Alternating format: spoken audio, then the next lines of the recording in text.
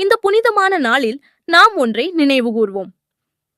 இந்த உலகின் அத்தனை இனிமைகளும் இறைவனின் அருளால் மட்டுமே தொடங்குகின்றன. இரு இதயங்களுக்கு இடையே அன்பு பரிமாறப்படுவது போல இறைவனின் திருவருளும் நம் வாழ்வில் மெலனமாக பாய்கிறது. இனிமை என்பது வெறும் சாக்லேட்டில் மட்டுமில்லை, அது நாம் காட்டும் கருணையிலும் அன்பிலும் பகிர்விலும் இருக்கிறது. திரையில் தோன்றும் வாசகம் அன்பு, கருணை, பக்தி.